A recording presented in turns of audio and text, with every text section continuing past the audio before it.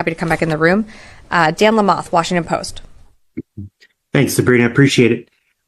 Made a couple checks this week, and it appears we've had no U.S. destroyers in the Red Sea for several days at a pretty dynamic time.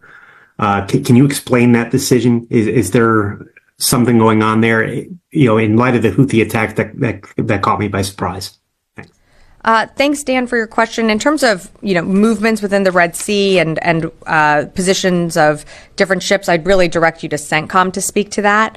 As you know, they put out almost daily updates of engagements that they have done, either shooting down incoming missiles that are coming from Houthi-controlled areas in Yemen, or other engagements. But I would remind you that just because a U.S. ship is not in the Red Sea does not mean that you don't have other coalition ships part of Operation Prosperity Guardian in the Red Sea and continuing to engage in attacks coming from Houthi-controlled areas.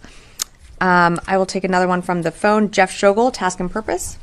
Thank you. Have any units been placed on prepared to deploy orders in light of the situation with Israel and Iran and Hezbollah? And also, there were 2 non-combat deaths in Iraq. Does OSD have any information about what happened? Thanks, Jeff, for your question. So I would direct you to the Army to speak more to those non-combat deaths that you referenced. So I just don't have more for you at this time. In terms of any units placed on PTDO orders, again, as I mentioned, the Secretary spoke with Minister Gallant earlier today. He is going to make we are going to make a decision on ongoing and future defensive force posture changes. I'm not aware that any units have been put on PTDO orders at this time. And when we have more to provide, we certainly will. I'll come back in the room. Yeah, Janie. Thank you, I'll come back Sabrina. Complications. South Korea's defense minister said recently there was a possibility that North Korea would conduct its 7th nuclear test before or after the U.S. presidential election. What do you think about the possibility of North Korea interfering in the U.S. presidential election? Well, Janie, as we've mentioned before, those tests are extremely destabilizing to the region, and we want to see a denuclearization of the Korean Peninsula. On the Secretary's trip to the Indo-Pacific, as I mentioned at the top, he held a historic trilateral meeting in Tokyo with the Minister of Defense from Korea and the Japanese foreign minister. And of course, something that came up was the DPRK's continued destabilizing actions. And this was a large topic of conversation throughout the week. It's something that we're going to continue to monitor. It's something that we'll always work with our ROC and Japanese allies on and coordinating on. But any tests like that are incredibly destabilizing to the region, and we'll continue to monitor. Okay, one more quick. Bipin Narang, acting Assistant Secretary for Space Policy, recently said that if North Korea, China, Russia do not change their nuclear trajectories, the scale of the U.S. nuclear posture must be changed, adjusted. Do you think it is possible to increase nuclear assets in South Korea? No. Sorry, I shouldn't have been so direct. I haven't seen all of his comments. Certainly what we want to see is a denuclearization of the Korean Peninsula. The Secretary, while in Tokyo, made a number of announcements that I'm sure you're tracking on the upgrade of U.S. Forces Japan to a unified command. Beyond that, I don't have any more announcements. And I'm sorry, I just haven't seen some of those comments, so I don't have more to add at this time. In the back, yeah. Yes, thank you. You noted that in his conversation with Defense Minister Gallant, Secretary Austin expressed concern about the dangers of escalation. Mm-hmm. Did he also speak to Gallant or warn Israel about the dangers of escalating the conflict should Iran retaliate, prompting a large-scale Israeli retaliation or strike on Iran. Is that something that was discussed, and if so, how? Yeah, so we'll have a readout later today of their call. I'm not really going to go beyond what I said at the top, other than to emphasize that the Secretary highlighted that escalation is not inevitable and that all countries in the region would benefit from de-escalation. And I'll leave it at that. If I could just follow Sure. up. You noted again that the Secretary talked about the dangers of escalation. President Biden said that the assassination of Hania was were not helpful to the ceasefire negotiation process. Doesn't this bolstering of defense for Israel represent a kind of reward to Israel for destabilizing that very process that both the Secretary and the President are saying they want to continue? No, I'd respectfully push back on that. What we are doing to bolster our capabilities is in the defense of Israel and by nature is defensive. So no, I wouldn't say that it escalates tension. In fact, some of the decisions that the Secretary has made since October 7th, you might remember we moved the Ford, the USS Ford Carrier Strike Group to the Eastern Med on October 8th. We moved the Ike soon thereafter to the CENTCOM AOR. These were all to project a message of deterrence. We certainly do not want to see this spread out to a wider regional conflict. We don't believe it has right now. We're going to continue to urge for de-escalation. And the best way for that to happen is for this ceasefire deal to come through. And so we can get American hostages out as well. But we believe that that would be the best way to de-escalate and, further lower tensions in the region. Louis, sorry, I thought I saw you over there. Two questions. Sure. You noted that the commitment has been made by the President and by the Secretary. What is triggering those commitments? I think you can point to events that have happened in the past week. Again, we don't want to see an escalation. We want to see things to de-escalate. And because of that, we are committing defensive capabilities to the region that I don't have an announcement of what those will be, but when we do, we will certainly read those out. The second one, you in this answer right here, you kind of spoke to it, but by making this public, isn't this just a deterrent as well? Speaking from the podium?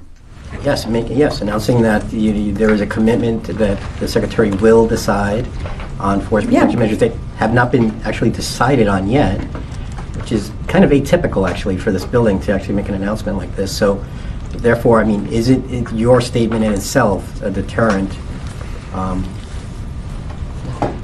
I mean, of course, we are, when it comes to messaging, we do things publicly and privately. So public messaging, we're very clear about the defensive capabilities that we are committing to the region and that we are going to bolster them because we don't want to see tensions continue to rise. We want to see a de-escalation. So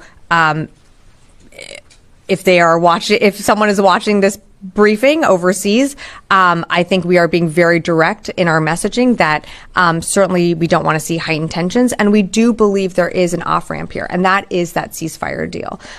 Once that comes through and once hostages are released, that's what we really want to see here. And we've said it from the beginning on, the next day following October 7th is we don't want to see a wider regional conflict. We don't believe we are there. And that's partly because we moved assets to the region that do project power and that also, I think, send a very strong message of deterrence. I'm going to go to the phones and then happy to come back over here. Howard Altman, Warzone. Thanks, Sabrina. Can you confirm that the Air Force is going to be sending additional combat aircraft to the region in response to all this? And what kind of airframes? Can you tell me? Yeah, thanks, Howard, for the question. I cannot at this time. Sam Legrone, USNI.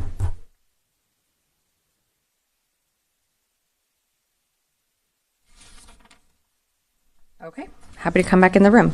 Goyle. Thank you, madam. Two questions, please.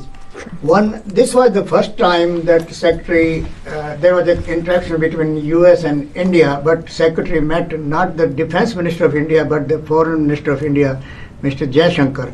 And this was the first meeting after Prime Minister Modi visited Moscow.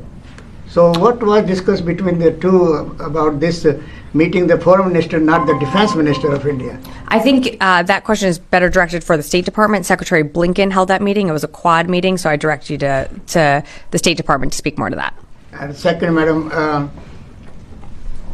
thousands of people, millions of people watched burning of U.S. flag in Washington, D.C. during that demonstration.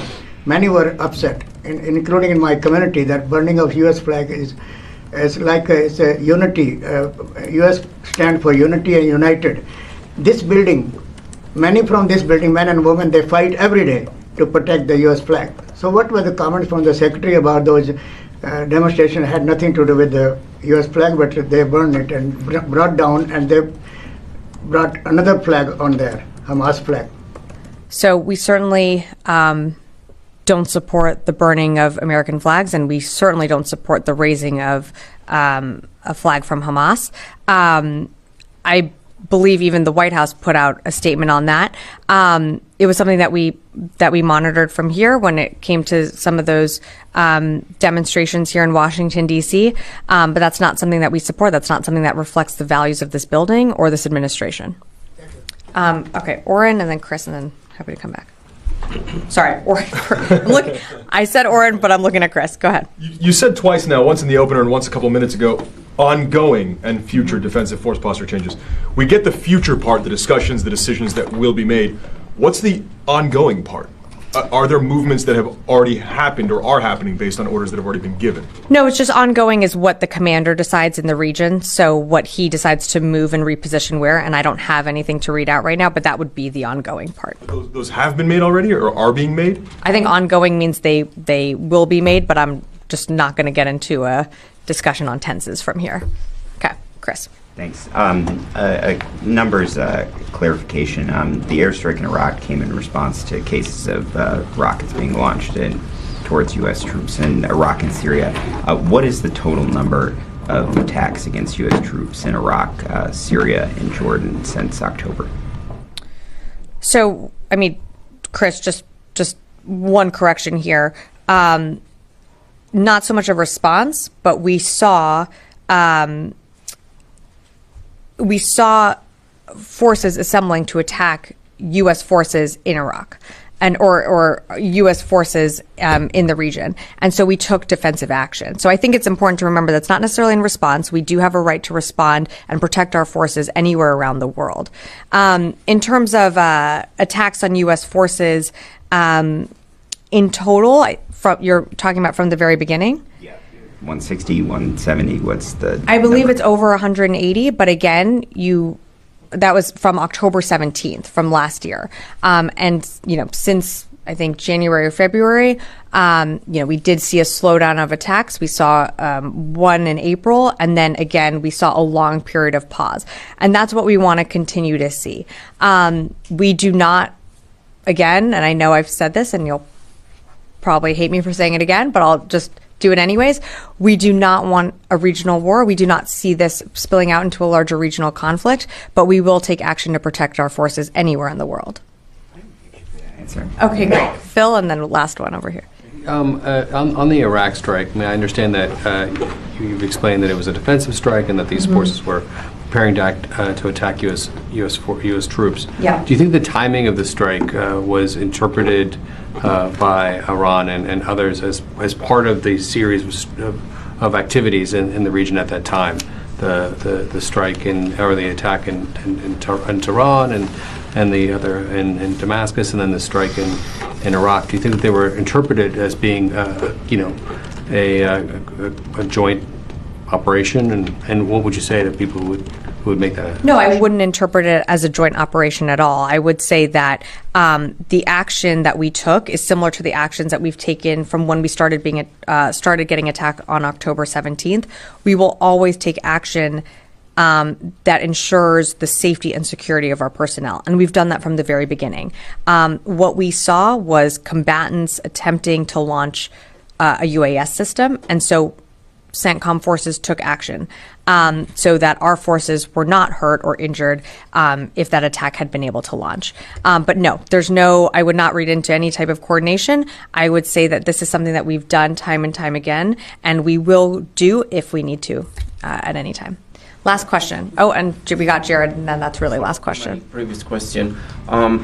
Is the Pentagon have see that state like partners, allies like the Saudi or the Jordans will support, still supporting in case of an attack to Israel from Yemen or Iran or the Hezbollah, because they were involved in the negotiation for the deal, the Jordan, the Saudi, they helped in the deal with Gaza. Now that the leader has been killed, are they going to be neutral in your opinion, or they're going to support Israel in case of an attack? What the Pentagon is... So as you can appreciate, I'm just not going to get into hypotheticals. We have great partnerships in the region, and I'll just leave it at that. Jared, last question. He beat me to it, but I might try.